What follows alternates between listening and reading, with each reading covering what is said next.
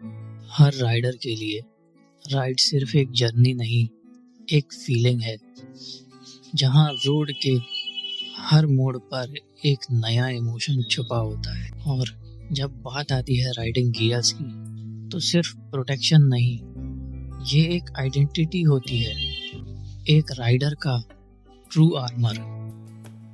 आज मैं आया हूँ मोटोफाई स्टोर, एक ऐसी जगह जहाँ पैशन और प्रोटेक्शन दोनों मिलते हैं।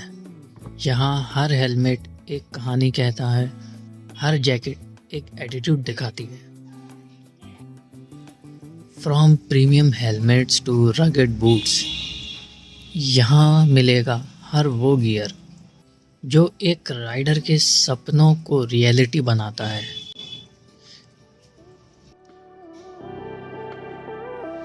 सबसे पहले मेरे को ये बताओ, ये स्टोर की शुरुआत हुई कब और कैसे आपको इसका आइडिया आया?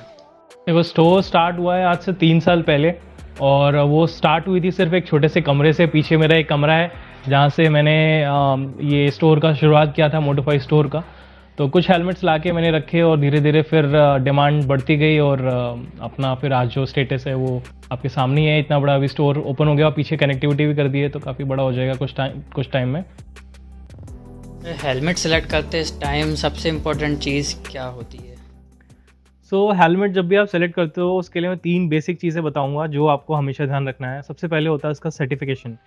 बेयर मिनिमम आपको ISI सर्टिफाइड हेलमेट तो लेना ही लेना है।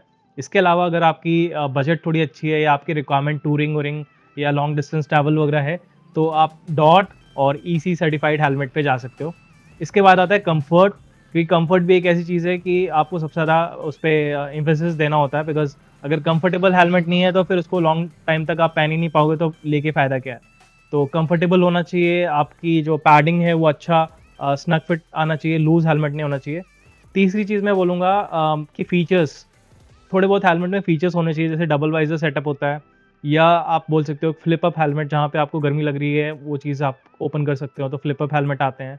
वेंटिलेशन अच्छा होना चाहिए, प्रॉपर आपको वेंटिलेटेड होना चाहिए, गर्मी में आपको दिक्कत नहीं आनी चाहिए।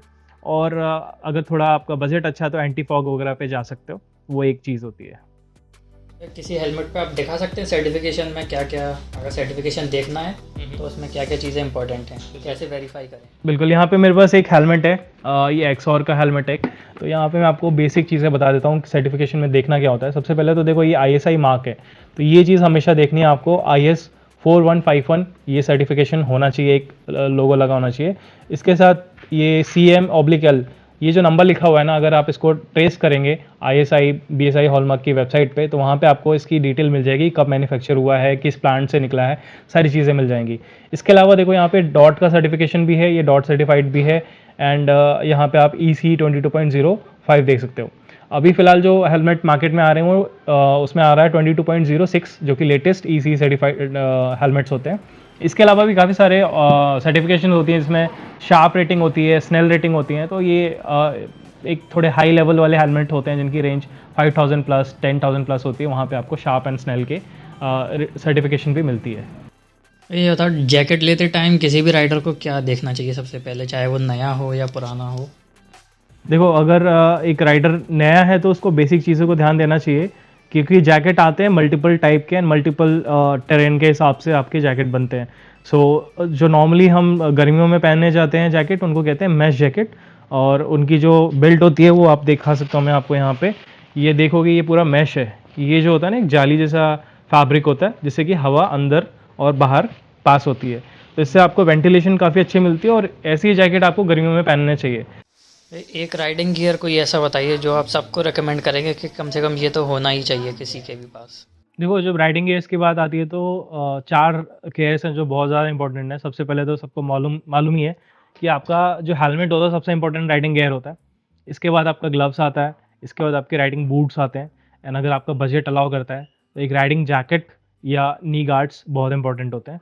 बट अगर आप पूछोगे मुझसे कि सबसे पहली चीज़ जो लेनी चाहिए, वो डेफिनेटली एक हेलमेट ही होगा, बिकॉज वो सबसे एक बेयर मिनिमम रिक्वायरमेंट होता है। अगर आप बाइक चलाते हो तो सबसे पहले राइडिंग हेलमेट लेना चाहिए। आपको क्या लगता है, राइडिंग गियर पहनने के बाद कैसा लगता है गाड़ी चलाने में? राइडिंग गियर पहनने का थोड़ा कॉन्फिडेंस आता है डेफिनेटली। आप शुरुआत में तो थोड़ी सी दिक्कत होती है एंड हैबिचुअल एक टाइम के बाद ही होता है, बट जब आप पहनने लगते हो आपको एक कॉन्फिडेंस आएगा, आपको लॉन्ग डिस्टेंस ट्रैवल करने में भी फटीग नहीं होगा, बिकॉज जब आप नॉर्मल टी शर्ट वगैरह पहन के अगर आपने हाई स्पीड पे कभी चलाई हो बाइक, तो आपको मालूम होगा कि काफ़ी ज़्यादा वो एक विंड की लगती है पावर, और बॉडी पे इफेक्ट डालती है उसकी, और उससे थकान बहुत होती है। अब ये लास्ट क्वेश्चन है मेरा, राइडिंग आपके लिए क्या है? पीस ऑफ माइंड देता है मुझे, रिलैक्सेशन है लाइफ की स्ट्रगल से। राइडिंग सिर्फ गियर्स पे डिपेंड नहीं करती। एक राइडर का असली साथी होता है उसकी बाइक, और बाइक को केयर देना उस राइडर का काम होता है। यहाँ पर मिलते हैं बाइक केयर के वो सारे एसेंशियल्स जो कि आपकी बाइक को रखते हैं हमेशा रेडी टू राइड।